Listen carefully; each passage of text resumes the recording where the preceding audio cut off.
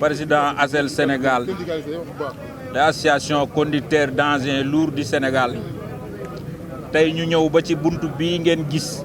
nga xam ne kenn du ko présenté kenn li ñu fi indi ay jàmbat la rek yoo xam ne ñun ñuy dawal machine yi ñoo ko amee war a ñëw ba fii jàmbat ko muy ay jafe-jafe yi nag bari lool jëkke ci sécurité jëkk ci contrat yu baaxul liggéey boo bari problème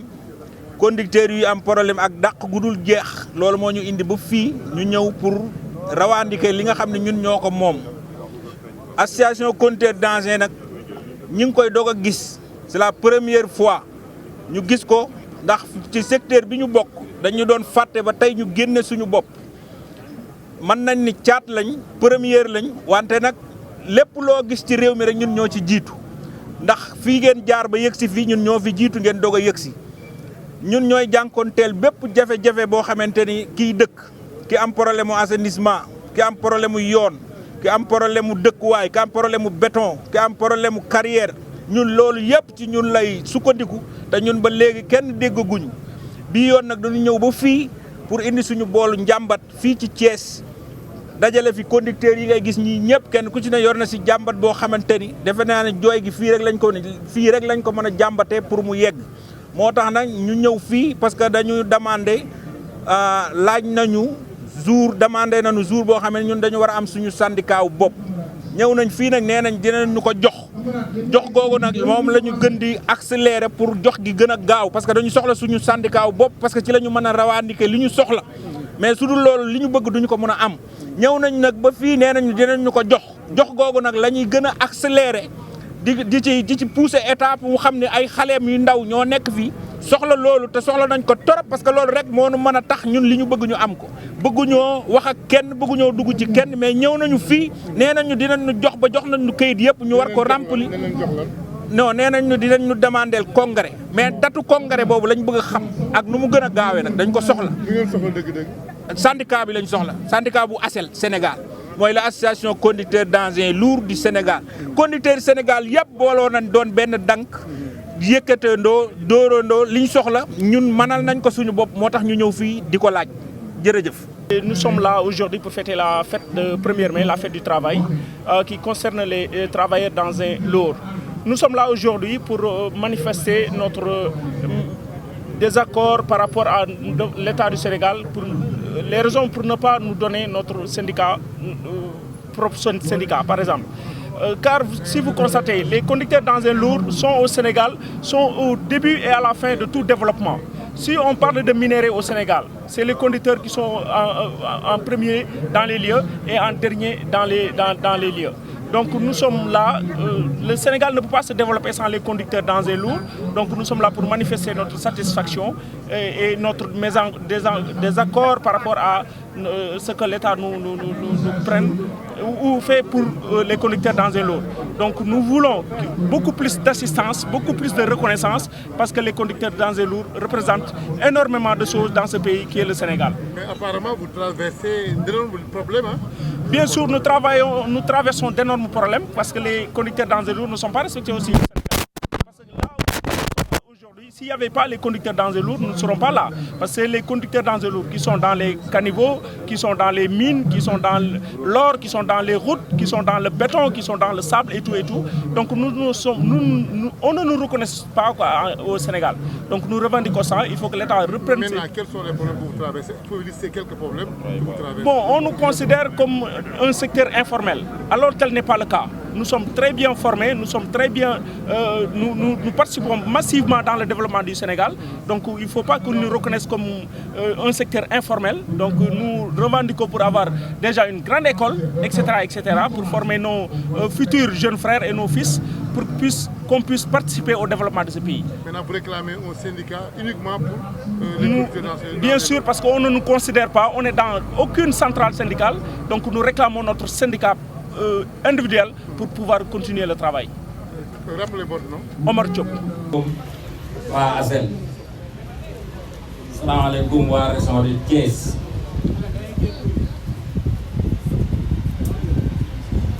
salaamaaleykum waa département de Tivaouane. salaamaaleykum monsieur le gouverneur du Thiès. salaamaaleykum monsieur le préfet de Thiès. salaamaaleykum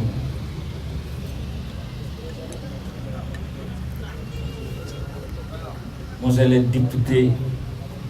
Amadou Ba bu baax bi.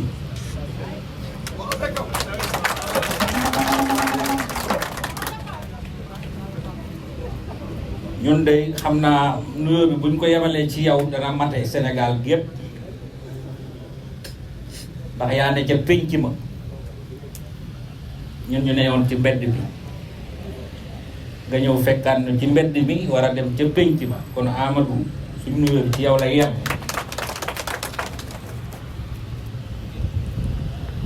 lii nag mooy ACEL mooy association conducteur d'engins lourds du Sénégal di ay xale kase.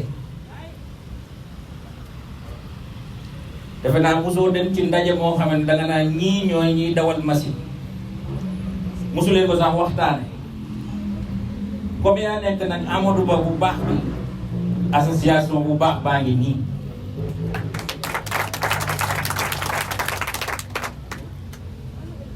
ndax kat ñi doon représenté travailleurs yi fañ leen fekk boo ñu fekkee ci ñun ñuy représenté suñu bopp fi nga ñu fekk nga xam ne ñun Amadou am na lu ñu bëgg ak yow jataay bu dee daa am lu muy wane ñun dañoo bëgg lu baax mooy li ngeen bëgg muy jub jubal jubbanti ak jubboo. Amadou ñi seeni jafe-jafe bari na bariwul bu ngeen ko réglé réew mi réglé booy ñëw ci tali nga jaar gaa yi ko doon defar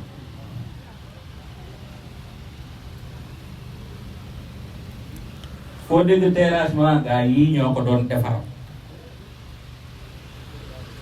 foo dégg assainissement gaa yi ñoo fa nekk foo dégg carrière gaa yi ñoo fa nekk foo dégg mine gaa yi ñoo fa nekk.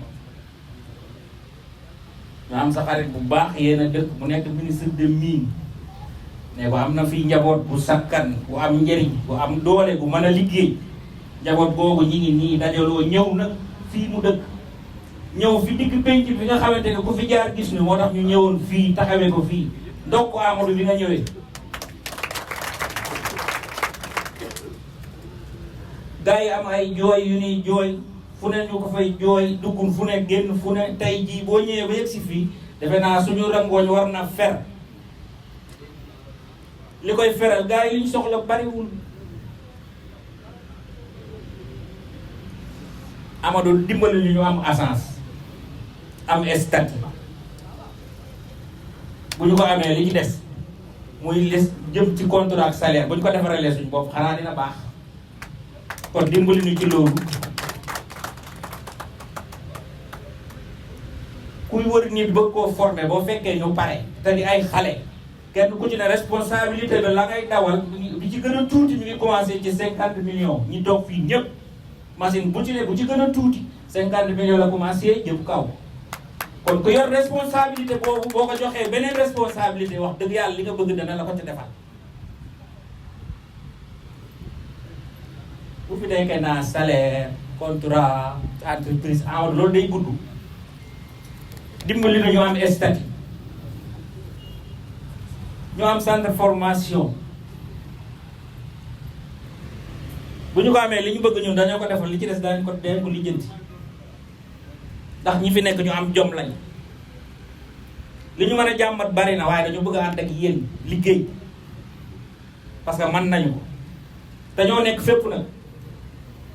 parce que chaque jour ma wax journaliste yi ni li ma am ci ay correspondant journaliste amu ko. parce que mine Sawadola fa muy commencé am naa fa koo xam ne moo ko woo mu wuyu ma mine CCO fa muy commencé am na koo xam ne moo ko woo mu wuyu ma Sircon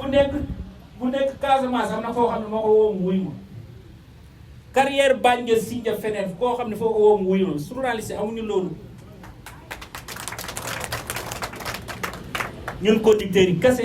ñoo am loolu ñoo xam loolu ñoo mën a lijjanti ci réew mi lu bëree bëri te mais nag Amadou loolu dañ koo jël di teg ko ci sa loxo tey jii.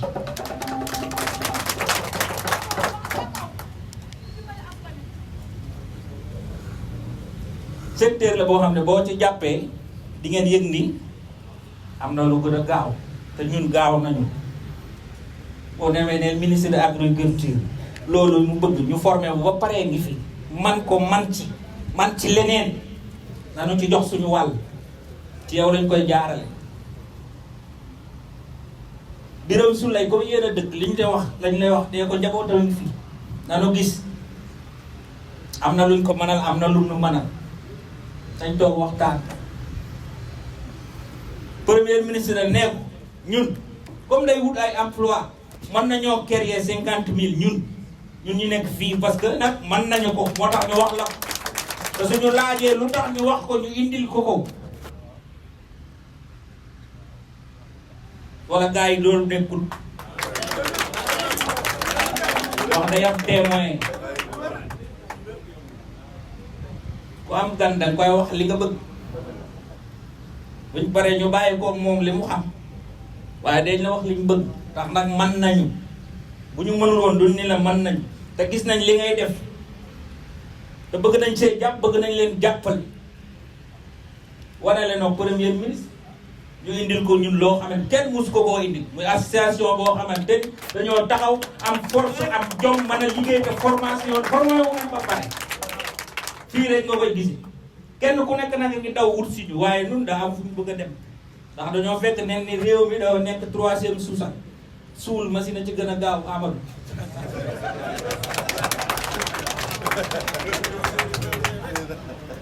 suul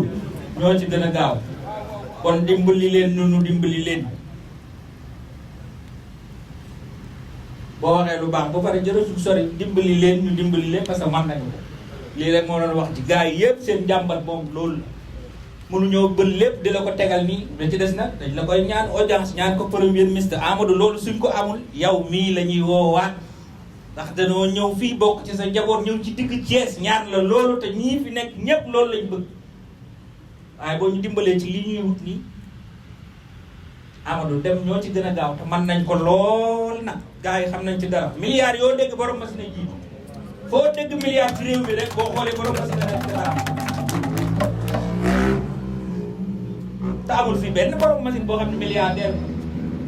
te foo dégg journée machine bu ñu la ko waxee wax la gasoil rek xaalis baa commencé def kon Amadou milliards yooyu gars yi di liggéey ñun ñi kon ñun ñu newoon ci kanam di ko liggéey ñun ñoo bëgg ngeen teg ko suñu loxo ñun ñu liggéey ko parce que mën nañu ko nag te buñ ko mënu woon duñ ko laaj kenn mosu ñoo dégg ñu laaj ko mais dañoo formé ba yëg ne mën nañ ko moo tax ñu di ko laaj bu dee assainissement bu dee terrassement route aménagement agriculture lépp loo xamante ni nit ñu ngi koy def ñun mën nañ ko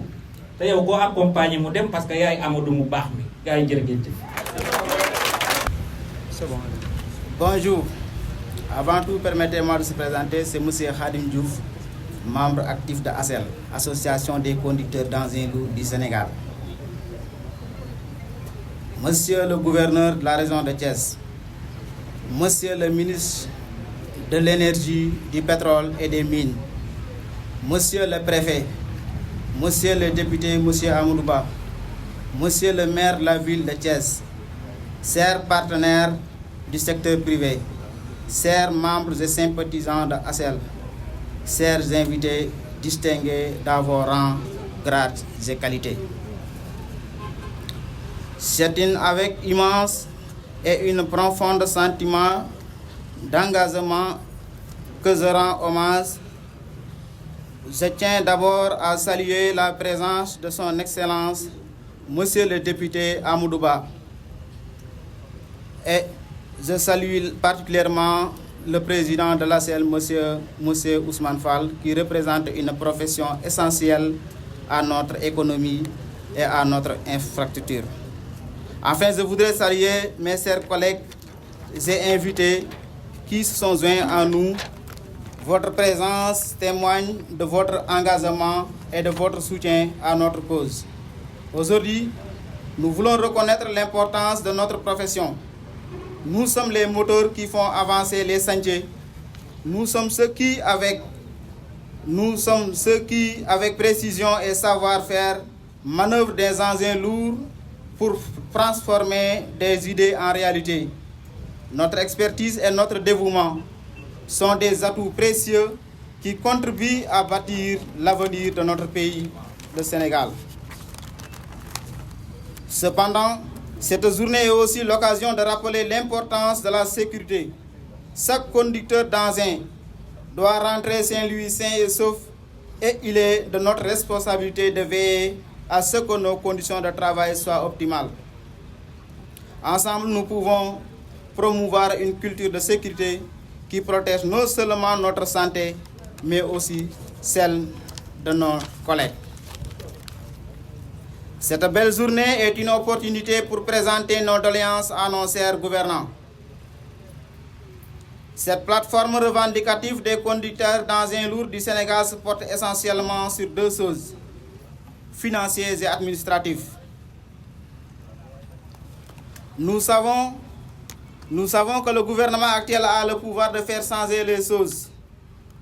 et de réviser la législation actuelle pour rendre ce beau corps de métier plus compétitif et attractif.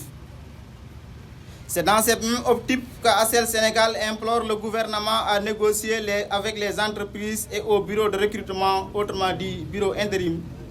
afférents dans le domaine de l'exploitation minière du BTP. Nous avons des revendications légitimes. On peut en citer quelques-unes. Nos difficultés face à des contrats précaires et des rémunérations qui ne reflètent pas la pénibilité et la technicité de notre travail. Ce 1er mai est donc un appel à la reconnaissance et le rôle crucial pour le développement de notre cher Sénégal. Un appel à des contrats de travail clairs, justes et respectueux de nos droits. Un appel à des salaires dignes qui tiennent compte de nos compétences et risques inhérents à notre métier. Un appel à une régularisation plus stricte et plus transparente de la sous-traitance pour garantir que nous ne soyons pas les victimes de pratiques abusives. Notre travail mérite la sécurité, la stabilité et la dignité. Ensemble, nous devons œuvrer pour un avenir où nos compétences seront valorisées à leur juste mesure, où nos droits seront respectés. Enfin, ACEL Sénégal lance un appel solennel à Monsieur le Président de la République, Monsieur Bassirou Diomaye Diakhar Faye, et à son Premier ministre, Monsieur Ousmane Sonko, à nous aider à mettre sur pied un centre de formation moderne, équipé des dernières innovations technologiques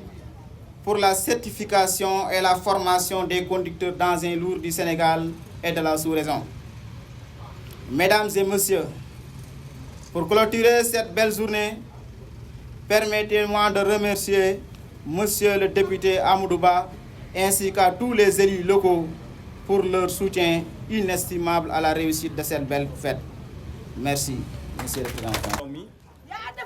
ñu ngi leen di nuyu ku nekk ci turam ak santam